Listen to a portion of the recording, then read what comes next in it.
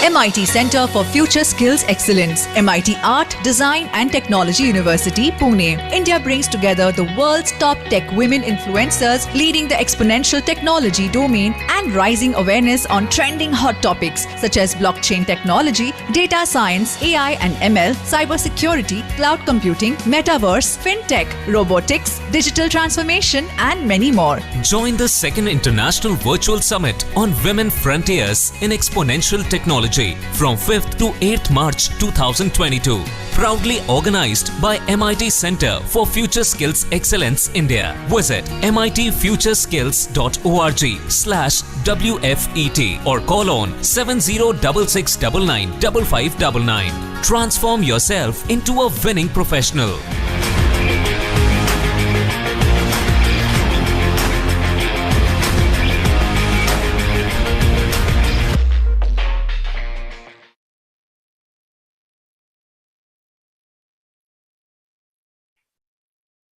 A very good afternoon to one and all. This is Suruchi Bhatt and I'll be the host for the session.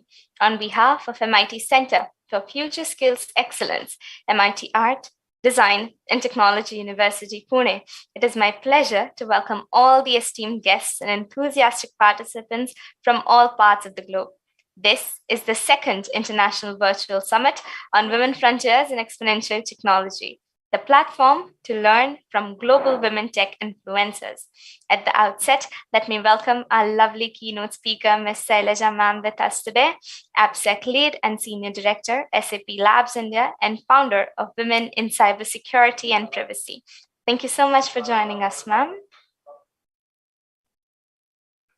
MIT Art, Design and Technology believes in starting every journey of knowledge by seeking blessings from Goddess Saraswati. May I request you all to please join your hands for Saraswati Vandana.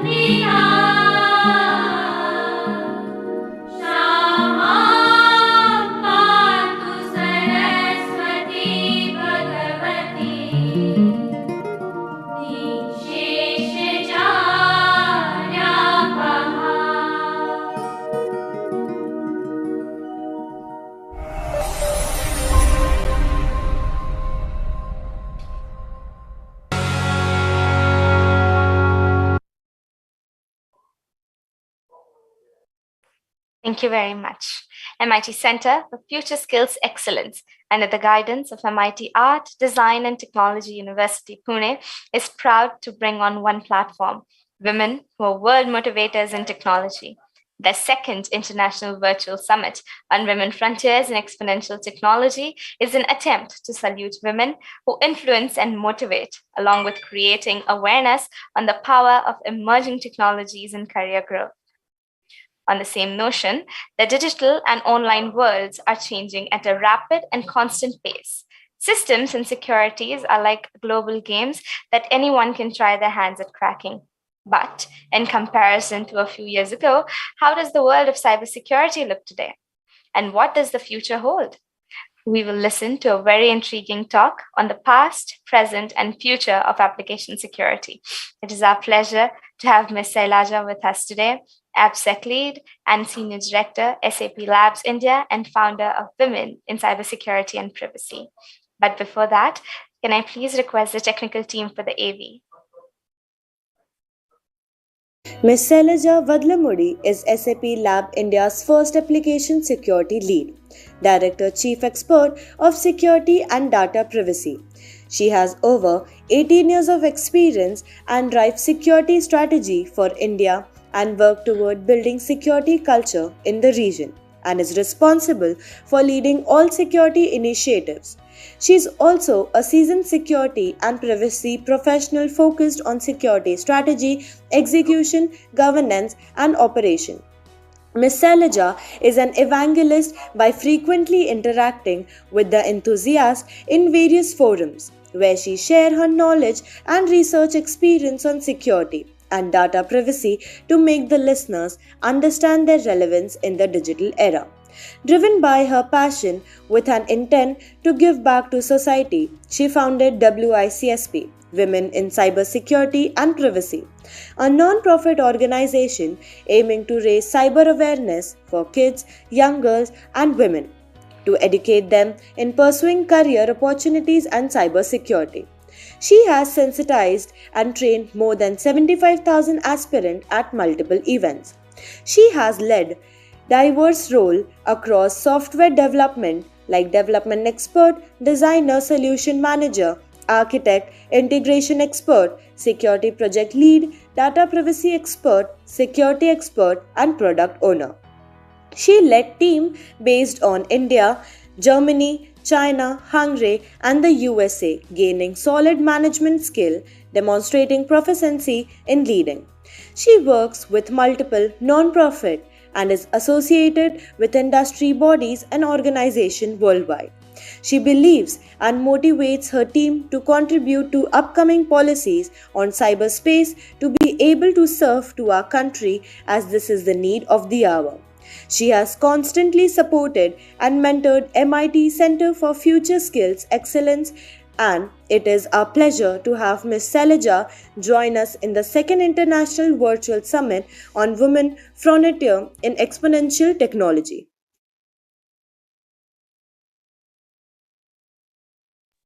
Thank you very much. The stage is all yours. Yeah, thank you, Suruchi, and also thank you, MIT Center for Excellence, for having me once again. And wish you all a happy Women's Day, and also thanking all the men over here for being a strong, support system for all of us for whatever we are today in front of all of you. So, without much delay, I would like to really quickly get into today's topic.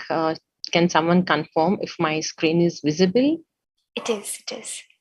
Okay, so today I just wanted to share some thoughts on what is happening in the application security and how it was, what is currently happening, and what can we expect when we move forward in this entire domain of application security, right? And before getting into this, I just want to put the disclaimer here: whatever thoughts, opinions that I express over here are purely my own, nothing to do with the organization or the committees or the non-profits that I'm currently associated with. And also one more important aspect is whatever examples that we are going to share here is only meant for the educational purpose, and they're not here to highlight any weaknesses or vulnerability in the existing systems. And one more thing, if there are any enthusiastic listeners over here in today's session, I just would like to request them to refrain from performing in live security test or hacking any of the live systems because it is unethical and it is offensive.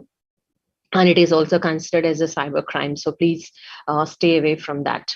But in case if you really want to learn, there are so many systems, there are so many virtual machines and labs available. Please try to make your hands, skilled in those, but not on the live systems for sure.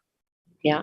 So, and before I get into this, I just also want to wish all of you an International Women's Day. And I believe we as women, right, we also need to break the bias within and also around. That's how we are going to really rise to the next level, is what I feel. Yeah. And just before this session, I just took a screenshot of what is happening around us in the cyber world on a daily basis, on a minute, on each and every second. And if I see at 11:42, just before this, today's the fresh screenshot, I've picked it from, the one of the websites that is available here. And when I'm looking into this, there are so many attacks that are happening from Philippines, United States, Ukraine, Russia, and so many things. And any day, if you see this list, right, the numbers are not going down. They're going up, and it's really, alarming at some point of time. And if we see what are the major industries that are definitely targeted, is there's no brainer, because we know financial services, telecom, manufacturing, insurance, where all the money is there, where all the transactions are happening, and so on and so forth. And the reason why we have to really think about what is the future going to unfold for us, is also looking into the things that are happening around and how we can really place our applications or develop our applications in such a way that we are going to contribute to have this safe architectures or safe applications that are going to come out of us. Yeah. And we all know, when the tensions between the Ukraine and Russia that are currently going on here, the war mediums are so many, but it's not irony. The entire universe is also witnessing, like, the wars has definitely shifted the medium, and they're also happening majorly on the cyberspace, like countries declaring cyber wars and the other countries supporting the country which is being declared, and so on and so forth. So it's not only just for the organizations, but even for the nations. When we look around, right, people are targeting their governmental organizations, their banks, and their infrastructures, the critical infrastructures, and so on and so forth. As technology, uh, enthusiast, we all know everything is run on technology, and everything is piece of code that is written, be it in critical infrastructure, be it a banking system, be it an insurance system, be it an e-commerce website. Everything is linked. Everything is written on one or the other platform in one of the other programming languages. So when I say people are being targeting, and the space is also shifting to the digital space to a larger extent, it's the need of the hour that we really tighten our seatbelts and try to understand how we can really safeguard the ecosystem when such things are happening, when such tensions are arising, so that we can still survive, we can still protect the entire ecosystem from this, attacks that are happening in the cyberspace. Yeah. And before getting into this, we all also have to understand the concept of information security is all about. Yeah, information security is trying to protect the critical system elements, that is like hardwares that uses to store and transmit the personal data, because now we know data is at the center of everything, and data is kind of the fuel, oil, or gold. There are so many, things that are available, or so many things revolving in and around the data. And data is also the key asset where every organization is running and trying to really utilize the existing data lakes that they have and try to bring some meaningful innovations on the top of it. And for sure, in order to protect this information, and we have to also have the tools, the policies, the training, the required technology around it. And I definitely have to say, protecting software is much easier, but provided when it is built in a secure manner. Otherwise, as we are currently witnessing, right, the systems are being brought down by distributed denial of attacks, and so on and so forth. Malwares are being poured into the infrastructures, and so on and so forth. So we have to have this in mind. The protection becomes easier only when we are really keen about, or when we are conscious about security, when we are building that particular system, not that when the disaster started attacking, and so on and so forth. And many people ask me, like, what is this cybersecurity all about? Yeah. And it is like, now we all are in the digital era. And I have to also say, it is not irony to say that our primary medium has become the digital medium. We are spending most of our time in the digital space than in the physical space, even though we are present currently in the physical space. And here, when we are talking about cybersecurity, everything that is connected in this digital space with each other, yeah, and it can be a computer, it can be a device, it can be a small chip in the IoT infrastructure, and so on and so forth. And the practice of protecting all of these, the process and the methodologies in and around, so that all of them are protected, and also protecting them and safeguarding them from any kind of cyber attacks, is all about cybersecurity. And as we have already seen, the information security and the cyber security, there are so many attacks happening on the data and also on the devices that are connected to this digital space. But when we have to look into how these attacks are being categorized, for sure, it's on the applications, as we see, it's on the networks, it's on the operations, it's on business continuity, and it's going on and on. But when we see the security core principles, because you can always say, yes, you're coming in from the security background, it's really easy for you to see and understand. But even for the people who are not so security savvy, right? Some of the core fundamental principles, whenever we look about or think about information security, is definitely the confidentiality, integrity, and availability. So confidentiality is what we all know, like trying to preserve something so that not each and everyone has real access to that, and only people who are supposed to access such kind of information should be able to access that data and all of that. So integrity is like trying to ensure nobody is trying to change the content or nobody is trying to change the settings, so that there is some authenticity maintained in the entire transactions or in the entire system landscape. And availability, as we see whenever the disasters are happening, how timely are we able to put the systems up and running so that there is a continuity plan, there is backup, there is some recovery side that is available for our systems, and so on and so forth. When I have to talk about each and every one of them in detail, what is this confidentiality all about? When I have to convert this terms into a little bit of elaborated terms, what is this confidentiality revolving around? What is this confidentiality rotating around? It's about encryption, passwords, and then the two-factor authentication or the multi-factor authentication, the biometrics, the security tokens. Now we also see this FIDO and many other things evolving day in and day out when it comes to this authorizations and authentications and so on and so forth. And integrity is like not letting anyone to change or trying to use these techniques like encryption, hashing, checksums, version controls, trying to see if there are any changes that is being done in the system or in the application. You already will be able to see, okay, fine, there is some change log available, there is new version available, due to which you will be able to understand, this is not intact, and so on and so forth. And when you look into this availability, because the era that we are living is also in the cloud era, and availability is one of the major key factors. There are so many, I have to say, a lot of jokes that are being shared. For example, whenever the huge organizations go to the customers and offer their offerings on the cloud, right? Normally they say, what is your, uptime, or whenever there is a disaster, what's the time that you're going to recover faster and you're going to really, ensure the services are uninterrupted for me. When you say it is like going about 6 hours or 8 hours, sometimes then the customers are also asking us, are you going on for a nap and coming back and ensuring like the business is still running for me? I'm not, this is not a joke, but this is happening in many of the discussions when people are going to really purchase the service offerings on the cloud and so on and so forth. So availability plays a really important role.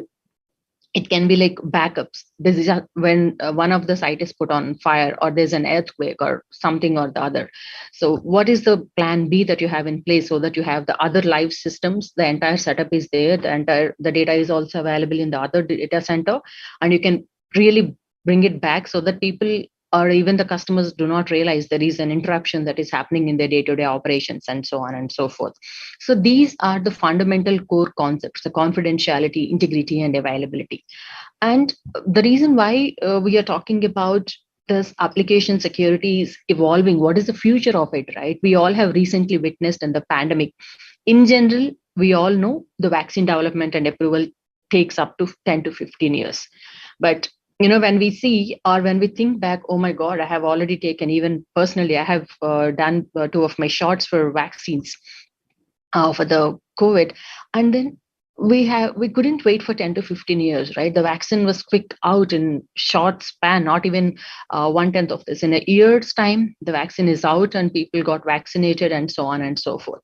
So when I say, even in pandemic times and critical times like this, the entire cycles, the development cycles have been shrinked. And this is also happening in the software. At least when I started my career, like 2 decades ago, like when we are developing things, right? We used to have regular shipments on an yearly basis. Since I also started my career in the enterprise related software, right? We used to develop products for years together, and then we used to ship it to the customers, and things are okay, fine. But now we are living in an era where continuous delivery is the need of the hour. And also, now, in order to achieve the continuous delivery, we are also shifting the way how we are developing things. Earlier, when I started my career, we are following this cool waterfall methodology where We do the requirement gathering, we do the design, development, deployment, and so on and so forth. And in the end, after all this entire process, towards the end of it, I have a big outcome, I have a big usable software in the end of my entire phase. It can go up to 1 year, 2 years, or so on and so forth. But in the current era where people are also delivering things on an hourly basis, there are so many companies around us who are also delivering features and functionalities on an hourly basis. Yeah.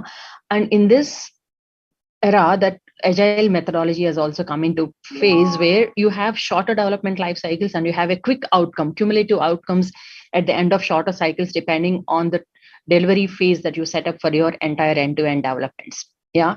And the reason why we are talking about all of this is, since the technology is also evolving and the entire development process is also evolving, it is really important for us to emphasize how we are going to think, or what application security is all about. So application security is like designing the apps security by design and by default. And in case if there are any issues, trying to identify them, fixing them, enhancing them, and putting in so many controls. For sure, there are so many tools, there are so many methodologies that are available to protect our applications, for sure. But as we just discussed, right, this application development has been shrinked from years to sometimes hours to weeks to months. So when the development life cycles are shrinking, what is that we have to really continue? We cannot compromise on security, for sure, because of all the things that are happening around, and security is hitting the headlines every day. We read this news or we hear this news, or something or the other is happening on a daily basis. So when the changes are happening at this phase, let us also try to look into how this entire application security evolved. It started from defense security. Then people started doing this during 1970s. The origin of code, static code scan analysis. When the code was there, people started doing this static code scan analysis, and so on and so forth. That's where in 1990s, what we all know, the dot-com era, where the vulnerability scanners came in place, and the bug bounty programs. Yes, you heard it right. Because many people nowadays, bug bounty is the biggest buzzword in the application security world. Many people also take the pride of announcing, hey, I got the wall of fame, I got my bounty, I have received my bounty. You see people tweeting and posting all of this. But this is very much available from 90s itself. But for sure, nowadays you have many more players in this market, and all the youngsters also have the opportunity to go and learn and try to things in these platforms and all of that. And AppSec application security, this OWASP top 10, the first version came in 2004, focusing also on security testing teams, not only just like doing one scan or code scan analysis and so on and so forth. And so far we've been using the tools, and we are installing tools as and when it is required, and trying to ensure security is taken care. But the time, due to 2004, is the time where people started talking about risk-based approach, which means much before developing my lines of code. If I have to talk this in terms of a developer, I haven't written my lines of code. I just know this is the feature or a functionality I have to develop. In that scenario, how am I going to really think about risks? How can I assess if something can go wrong? This is nothing but a risk-based approach. Normally, we use methodologies like secure STL, threat modeling, and so on and so forth. And now when you look into what is happening from 2009 to 2014 is agile. Sorry, as I have shown you, right, agile and DevSecOps have come into place, and the journey continues. Yeah, because as you know, we also have to follow the trend and the waves and all of that. So we really have to enhance and evolve this process of securing the applications right from the conception phase till the operations phase.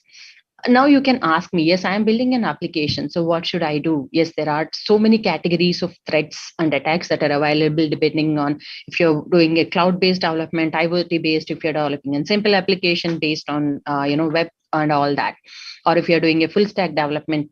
There are a lot of categories that are available where we have to really prioritize and work on that. But in order to help us, there is this OWASP top 10. Normally, this is kind of the guiding or the Bible, I have to say, for the application developers.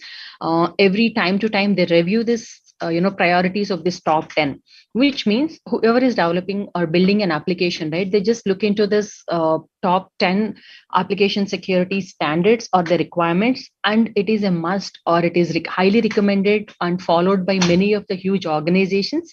They ensure each and every of this is being implemented in their application security development.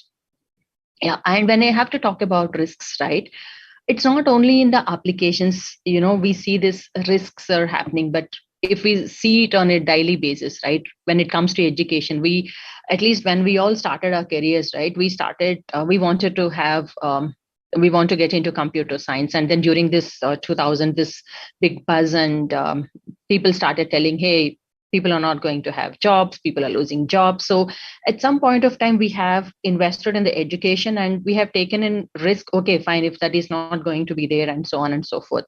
And today people are investing heavily in different places. It can be in the real estate, it can be in bonds, it can be in properties, and so on and so forth, or it can be in the stocks.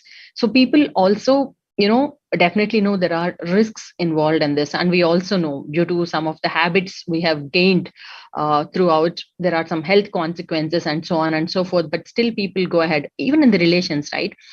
And if I have to sum up all of this, security starts at home, right from entering the house with a key, or keyless, or whatever it is, or even Alexa is also opening the doors for us these days.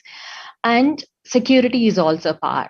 We are already seeing it, witnessing it currently, what is happening in the current era. And security is also timeless. It doesn't matter whether people were belonging to Stone Age or the digital age. Security is timeless, and it has to be taken care, and it has to be implemented in the right setup and in the right way and with the right set of people. Yeah. And since we are talking about threat modeling and risk assessments, I said risk-based methodology is one of the factors that came into picture.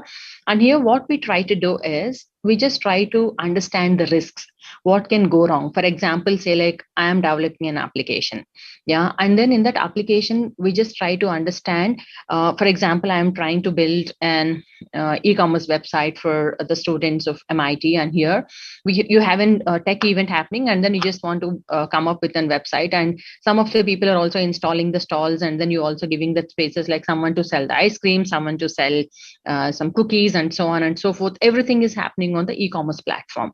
And now that you have given access to all your friends, or you have given access to many people to launch their products or to sell it through the e-commerce platform, right, or through that website, does not it mean like there are 10 people who have registered and who said like, I'm going to offer this goodies, or I'm going to offer this stickers, I'm going to offer this books and all of that. So it can be anything.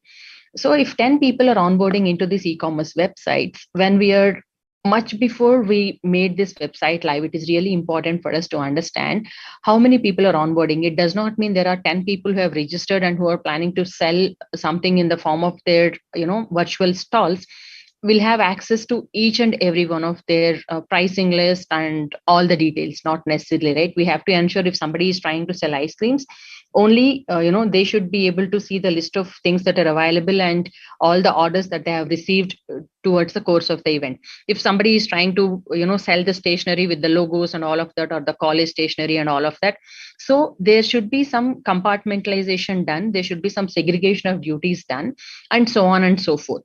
Yeah. So when you're trying to design an application, much before you make it live, you have to think about all these risks. Try to sit and try to create a plan, what can go wrong, what kind of authorizations are required. First of all, who all have to have access. And if you are expecting, for example, like 2,000 people are going to join the event, and you also have to see the space.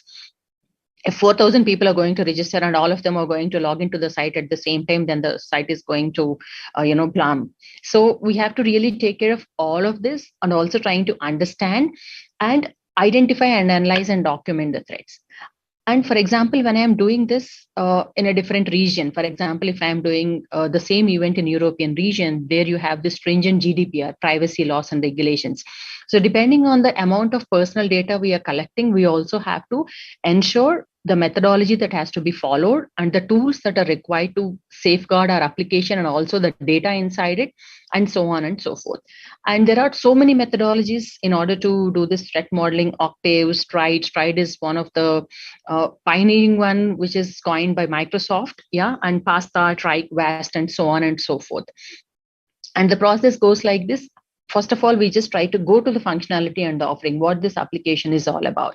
And then we'll try, normally we call it as assets. What is that you really want to protect in this application? And you go through the architecture, who all will have access to that, how many internal people, how many external people, and all of that.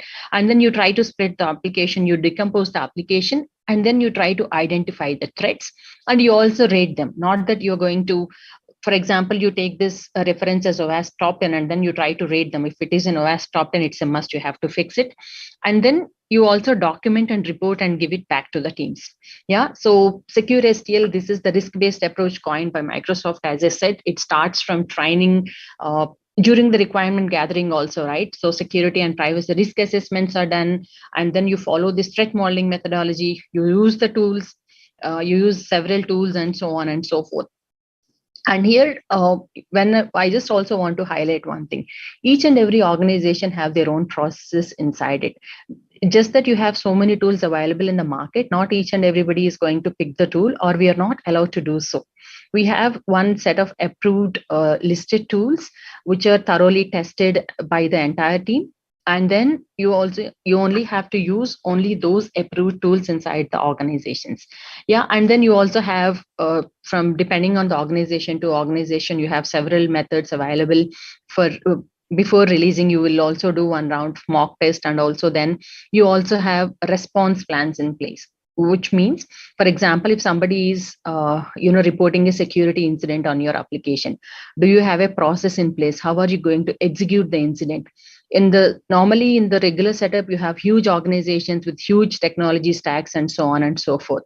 So much before you see a security incident, right, you have to have the incident response plan in place, and the teams in place, and the communication mechanisms in place, because sometimes you don't have time to really leisurely think about what's happening. Sometimes it is like fire in the hand, you just have to leave everything and you have to really go and fix it. So people also have this response plans in place when they're following this risk-based approaches and methodologies. And what is happening now? Because risk-based methodology was evolved, and then we saw it started happening for quite some time. The current era that we are living in is DevSecOps. We are trying to integrate security into development and operations. Yeah. And how are we going to do this? As I said, we started evolving from on-premise solutions to the cloud. We are developing applications, and we are also installing our applications on so many cloud providers on different platforms, and so on and so forth. And when I see in this entire methodology, right, when people say this is this cloud native development, we have so many tools that are being used. First of all, this is like, when I talk about DevSecOps, it's a methodology where you're trying to bring security in the earlier phases of the development using the software development secure SDLC, and then trying to expand the collaboration between the operations team and the development teams. What is operations? Like, why people are talking so much about DevOps and DevSecOps? Generally, from the application point of view, we develop the application and then someone is using it live, and then you deploy the application, and there are people who are trying to continuously monitor the application and who are trying to resolve if there is any performance lag, or if there is any any other lags, and so on and so forth. But here, the DevSecOps is trying to integrate both the teams together, like development teams and operations teams are going to talk to each other, and security is going to be the integrating factor or the uniting factor for both the teams. And there are so many development DevSecOps tools that are available in the market. Yeah, starting from source code, pipelines, testing, deploying, monitoring, and so on and so forth. Normally, people will have the CI/CD pipelines, and they're also going to integrate the tools, and so on and so forth. And one of the things that is also happening when DevSecOps is also evolving and companies are trying to migrate from the regular methodology to the DevSecOps is, there are also planning to do a lot of automation. Like, they just want to automate things so that there is less human intervention, Yeah, there are a lot of debates around this. People always say automation is going to be the mantra. And how about leaving entirely to the system? For example, the threat modeling methodology I was talking about, right? There are also a lot of discussions, lot of methodologies, lot of tools available. People are also thinking we can also automate threat modeling. For example, we don't have to manually sit and do this threat model, like try to decompose the application and then try to understand what kind of risks are going to be available in this particular application or the offering. But I think it's going to evolve, because when you always see or look into security, right? Normally, people just come up with this innovative ideas and all of that, and security is also following them. Because not every time people are going to think about security during the conceptualization phase. That's the reason for all the innovations that are happening in front of us. It can be metaverse, it can be IoT, it can be quantum computing, and so on and so forth. There are a lot of research that is happening in and around how to, bring security towards the early phases of all of this while implementing all these brilliant innovative ideas and so on and so forth. So coming to integrating or automating this threat modeling methodology, right? For example, yes, it is always good to automate, but I believe personally automation, we have to definitely have human intervention while performing threat modeling. Because, for example, the tool will identify that depending on the architecture diagram, depending on the data flow, depending on how many people are going to access your application, it can definitely tell you like some additional level of authorization is required, or you also have to ensure like what kind of access permissions are given and what is the storage space and so on and so forth. But when it comes to regulatory aspects, right now we are living in an era where every nation and every country is coming up with their own privacy laws and norms. And again, these norms are also differing from industry to industry. For example, if you're also dealing with the payment card industry, then you have to do PCI DSS. If you're dealing with the patient data, then you have HIPAA. For example, if you're dealing with personal data, any identifiable information about a natural existing person, then you have to look into these data privacy norms that are applicable and available.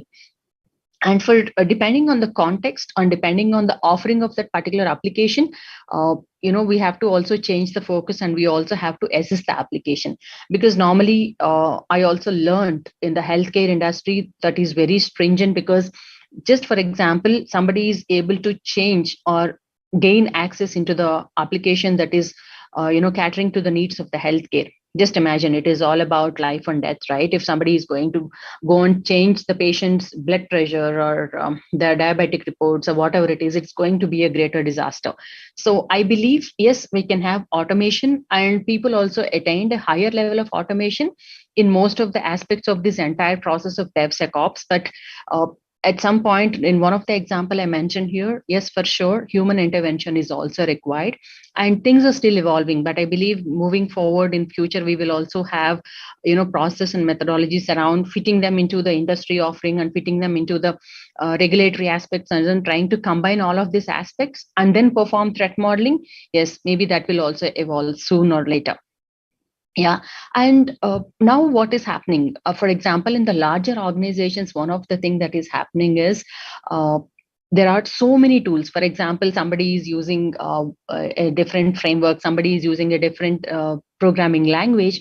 In that case, for this entire cloud-based development, cloud-native developments, there are using so many tools in the picture, as we mentioned here, right? For testing, you have SEJ units, we have Maven, we have SBT, we have GitHub, Confluence, and so on and so forth. So when you have so many diversified tools, in one way, it is really good. Like you have so many tools in the organizations. But from the central organizational point of view, recently we all have witnessed this huge outbreak of Log4j, the open source component, where teams have to be on their toes and we're trying to patch it up towards the Christmas vacation. Yeah. And if things are like that, we already have a problem statement in the real reality, and on the top of it, you have diversified platforms, and everyone behaves on its own way. So personally, I also feel we also have to look into moving forward. The future has to be like trying to re-platform, trying to align with all the acquisitions, because in the larger organizations, normally you see a lot of acquisitions from day in and day out. So each acquisition brings in their own processes, own methodologies, and also own set of tools.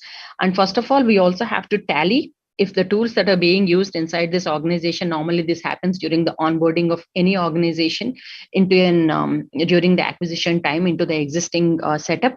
They also they will normally thoroughly check and test on all of these aspects, like what is the risk status, what are the existing risks, and all of that. But at the same time, slowly as they integrate this existing product into the entire ecosystem of the huge organization, we also have to think about replatforming. And for sure, priority also has to be given to integrate with the in-house tools, because many organizations have their in-house tooling where they also develop their own threat modeling frameworks, own integration frameworks, and so on and so forth. So the future looks to me like kind of bringing everyone to one place. And for sure, there are going to be some pros and cons to this approach as well. But in order to ease, because every day the technology stack is evolving, on the other side you have different industries that you are catering to. In order to ease in the life of the security leaders and the experts in the organizations, we also have to really think about this. And the other bigger aspect is intelligent DevOps will be the next huge bigger transformation. Normally, if I look into the life of an security lead or a security leader or a security expert, right? Impact assessment, testing, validation, and minimizing the risk and solving it like a blink of an eye is just going to be a dream. Like proactively, somebody is trying to tell me like there is an issue that is being identified. Can you please fix it and do it? Yes, this is all sounding like a dream to me, but in the reality, this can also be achieved in the next transformation or that we are currently witnessing, or we are going to witness it sooner or later, using this intelligent DevOps, integrating the tools in the right places, in the right setup, using it as I mentioned in the harmonized way, so that we will all be able to really fulfill this dream of somebody coming and telling us like there is an something detected, and we have to proactively inform the teams, and they will be also able to resolve it much before it comes to someone else's notice or the notice of the next level in our organization, and so on and so forth. Yeah, and the next transformation is for sure. Yes, we are hearing a lot about data mining, artificial intelligence, deep learning, distributed computing frameworks, and so on and so forth. Yes, they are also, all these technologies are also going to help the DevSecOps teams to hasten the security engineering and also improving the threat intelligence. Because normally when you look into one of the system, there are the SOC engineers who are monitoring the system logs day in and day out, and they are generating huge volumes of data. And nowadays we are also having the tools which are also offering and coming up or integrating this existing artificial intelligence and machine learning methodologies and techniques, which is also easing the life of those experts who are continuously monitoring and trying to give the nice analysis. Like you don't have to really use entirely your human brain, but for sure you can use this technologies and frameworks that are available here, and you can also save the time, and then you can also use it effectively by understanding the risks and also working on the evolving aspects, how things are evolving around us. So for sure we also have to integrate all of this technologies together into the application security for a better posture of the security of our applications that we are going to develop. And if I have to really, talk about what is this future is going to be, as I mentioned in the example of threat modeling, right? It's not about, man or machine. It's man and machine who are going to really do it together, because together we are better is what I feel and believe, because we still can't give completely into the hands of the machine looking after all these critical aspects like security, regulatory compliance, and so on and so forth. Yeah. And if I have to really sum it up, yes, application security layer is one of the entry points for all the hackers or attackers normally, and we also have to build it by having the security focus at the nucleus of it. And at the same time, when we shift left and trying to focus on the evolving methodologies like DevSecOps, like risk assessments, and so on and so forth, and also integrating this AI and ML into the existing ecosystem, we are definitely going to decrease the number of security issues and ease in our lives to a larger extent. And for sure, it is evolving on a daily basis. So those of you who would like to pursue your careers or try to understand what is happening in this domain, you will never get old or bored. At the same time, there are a lot of opportunities in the application security market. Like people say, like by 2020, 6.2 billion euros dollars is going to be the current market. And if you look into 2025, it's going to be double exactly. So the demand is huge. The challenges are also large, but there is also a definitely gap between the skills. And whenever I get the opportunity to speak to the forums, I keep asking people to really think through it. And then if you are really up for challenges, if you're really up for an exciting career, so this is all for you. So please come and grab, and you will not feel like you're working on an outdated technology or something, because it's always evolving for us on a daily basis. Yeah. So AppSec evolution continues, as I say, and I'm open for questions now.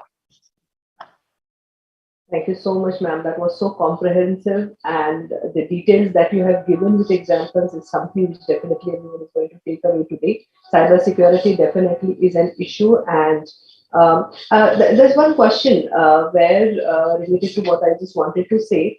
Higher level of organizations, business organizations, are usually more aware of such threats, and they do have teams who can take care of their endpoint security or the security strategies.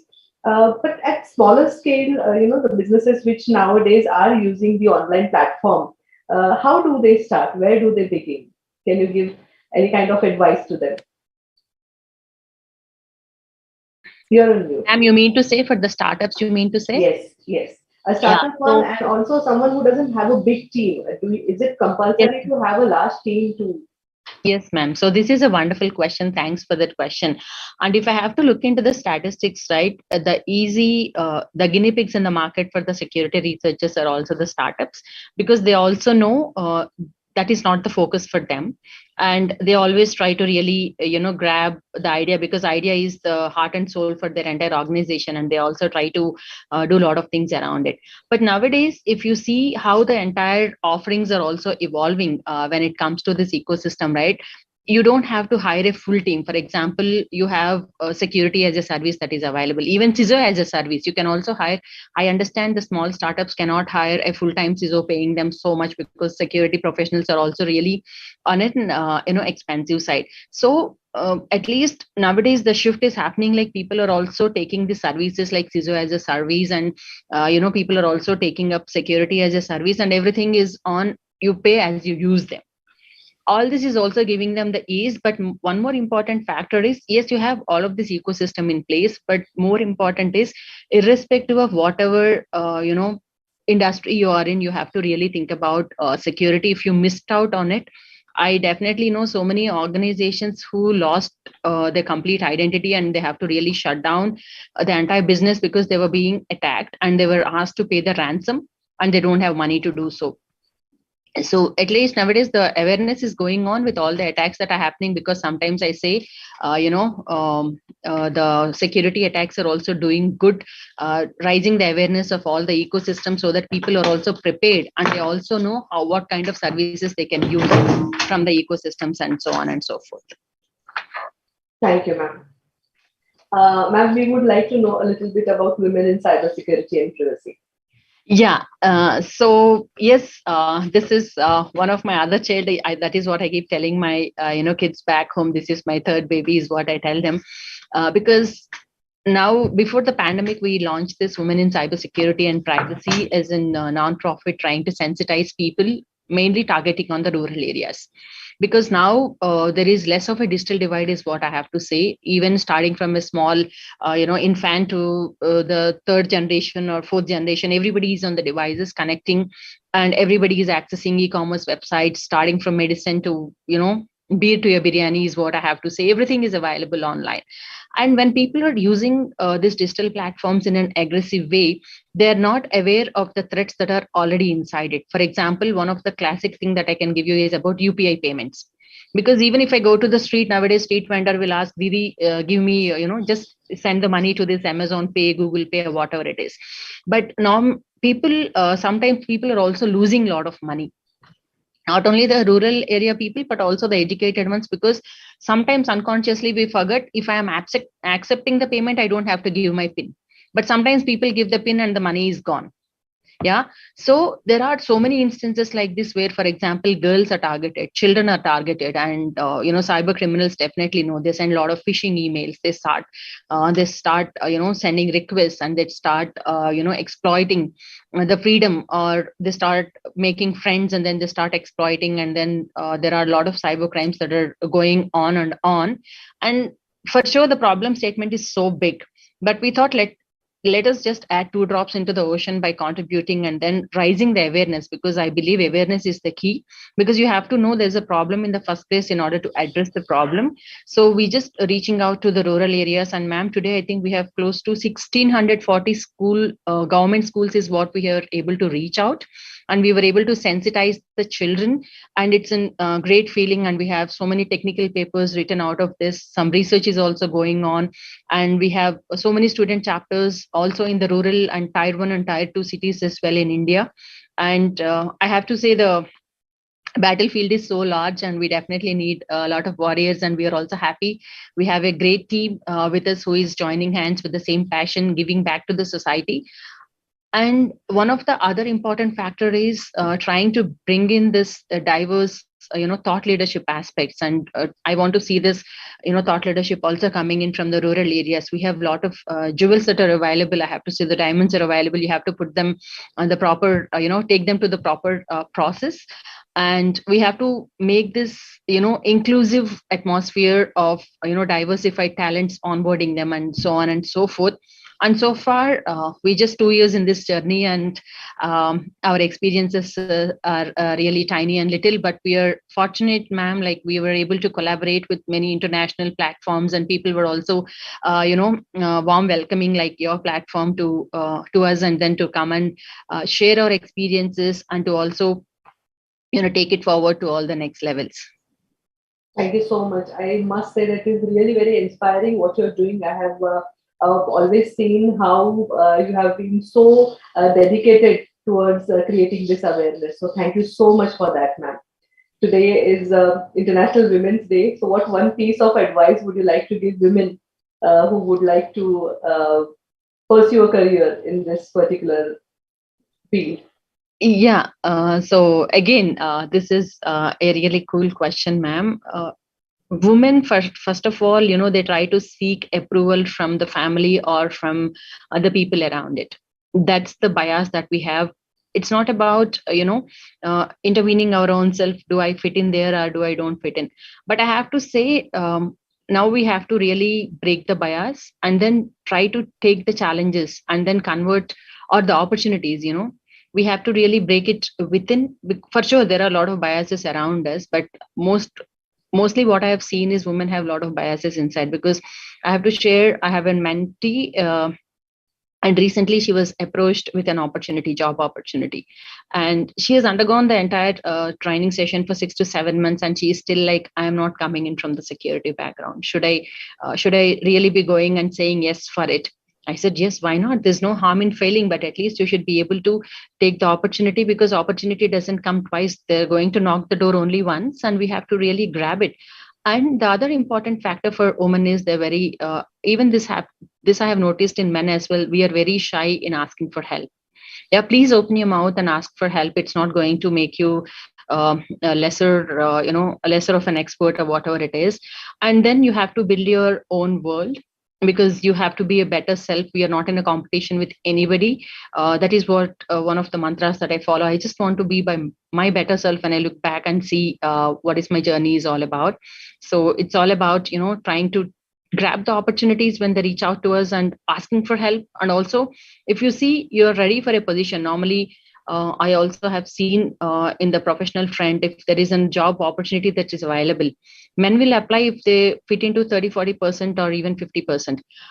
Women always wanted to check if they are fitting in there to 80 to 90%. Only then we get the courage to even apply. So these are the things I think we have to slowly start changing and trying to attempt.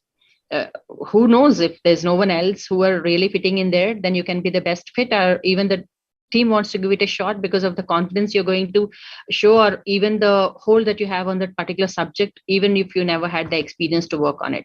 So these are the things I really would like to, encourage each and every woman to do it, ma'am. Thank you so much. That is very, very wise piece of advice, I must say, because obviously, because of the number of mentees that you have mentored, the way you have been guiding, this is absolutely amazing. Thank you so much, ma'am. You are an absolute inspiration. And thank you so much for joining us today also. So over to Suruchi now. Thank you so much. Just a little request. Am I clearly audible? Yes, you are. Yes, you are. Thank you. Once again, thank you so much, ma'am. Your insights upon the basics of information security, along with the security core principles that you talked about, which included confidentiality, availability, and integrity. And this was followed by application security, tooling, replatforming. And these were the points amidst the abundance of information that you've shared with us today. We're assured that we will be taking back home some very valued opinions and knowledge. Thank you once again. Before we end, please allow me a few minutes to thank the mentors and the supporters for the event. We are blessed for the constant support and encouragement from Honorable Professor Dr. Mangesh Karaj sir, Executive President and Vice Chancellor, MIT ADT University.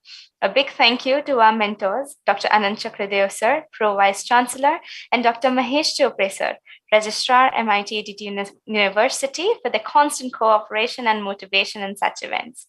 I extend my sincere appreciation to all the deans, directors, HOIs, and HODs at MIT ADT University. Your support encourages us to progress and flourish. I'm thankful to our ecosystem partners who supported and guided us throughout the International Virtual Summit. A huge thank you to our knowledge partners, University at Buffalo, Blockchain Think Lab, California Science and Technology University, Center for Finance, Technology and Entrepreneurship, and Natalie EV Consulting. To our technology partners, Asset Rush, Kaleido, Big ID, PayMonk, Innovise, Steezy, Settlement, Securo, Robotics India, and Radicad. To our education partners, Microsoft, Salesforce, Atos, SAP, EduPeer, AI Beehive, CloudDat, and Skills Factory. To our community partners, OWASP Foundation, Women in Cybersecurity and Privacy, InfoSec Girls, India Blockchain Forum, Global Blockchain Business Council, Women in Blockchain Talks, and MKAI. To our innovation partners, AIC, MIT Incubator Forum, Cerebro Spark Innovations LLP. To our certification partners, True Scholar, and to our digital marketing partner, Brand Niti, Integrated Strategic Advertising and Media Agency. Finally, I would like to thank the audience from the bottom of my heart who took out their precious time and joined us today. I request you to kindly share your feedback link. Your feedback on the link, and it'll be shared with you shortly, and you can also see it on the screen. Let us meet again at the same time at 2 p.m. for the session, Transformative Trends of the Decade by Irina Ghosh, Executive Director, Cloud Solutions, Microsoft India. We hope to see you soon. Thank you very much once again, ma'am, for joining us today. Thank you. Thank you, Suruchi. Thank you, ma'am. Thank you so much. And we would love to, again, as usual, be with you in your quest of cybersecurity. Thank you, ma'am.